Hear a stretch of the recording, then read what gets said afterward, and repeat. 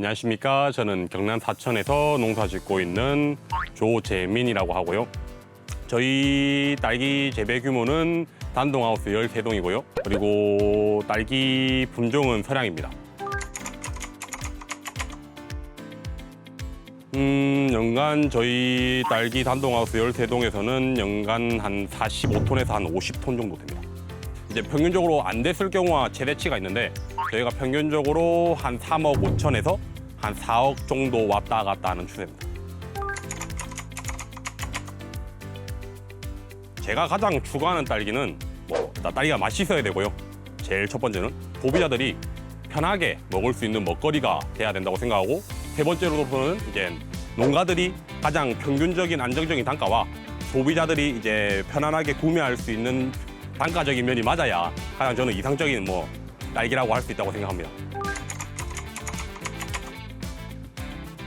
가장 중요한 부분이라면 어떻게 보면은 기계도 기계지만 점적 호수가 가장 균일하게 잘 나와야 되고, 그리고 매해 농사를 지으면서 지나면 지날수록 이제 그런 물 막힘 증상이라든지 찌꺼기라든지 처음 샀을 때와 또 시간이 지났을 때에 대한 균일도가 똑같아야 된다고 생각을 하거든요.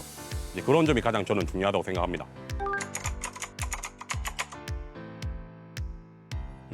가장 어려운 부분은 첫 번째 동과 맨 끝동 13동이 환경적인 조건이 다르기 때문에 이제 그거에 대해서 똑같이 이제 밸런스를 맞춰주는 부분이 가장 어렵죠.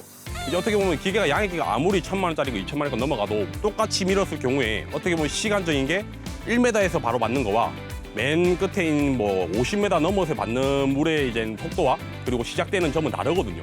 점적이 예를 들어서 조그마한 한 구멍이라도 막혔다고 한다면 물량은 180도 틀어지기 때문에 가장 어렵죠.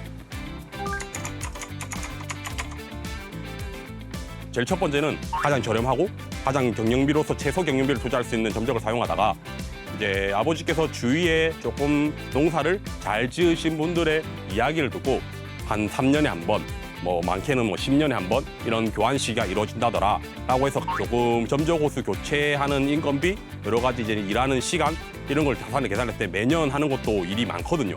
그럼 여러 가지 번거로움 때문에 네타핌을 사용하는 데 이제 저희는 5년을 보고 교환을 하기 때문에 이제 그런 점이 가장 장점이라서 이제 점적 호수를 사용하죠.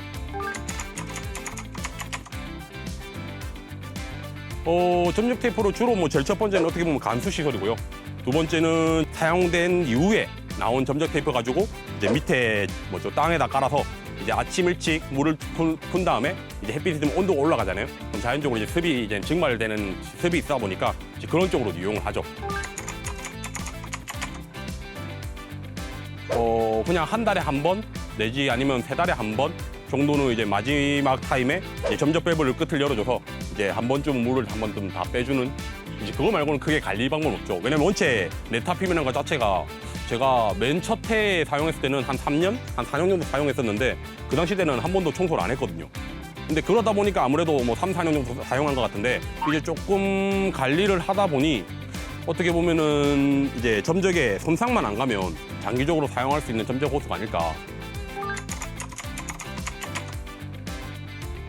장기적으로 사용하는 데 있어서 이제 균일성이 가장 제일 큰 강점이고요. 이제 두 번째는 아까 노동비가 절감되는 부분이라든지, 그리고 매해 들어가는 어떻게 보면 경영비가 세이브가 되다 보니 다른 데에 좀 더 투자할 수 있는 기회비용이 생기죠.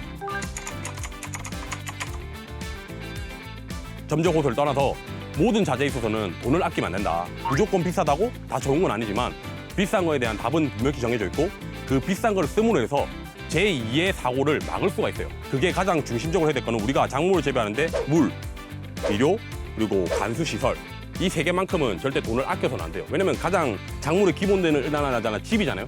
그 집을 형성하는 데 만약 돈을 아낀다면 분명히 그 돈을 아낀 거에 몇 배, 몇천 배에 대한 손실을 하기 때문에 간수시설, 그리고 점적 테이프, 여러 가지 이런 그런 농자재 부분들은 조금 투자할 부분들은 강하게 투자를 하되, 조금 투자를 하지 말아야 될 부분들을 주변 농가들께 이제 참고를 해서 조금 조절을 잘 하는 게 저는 제일 안정적으로 농사 지을 수 있는 방안이라고 생각합니다.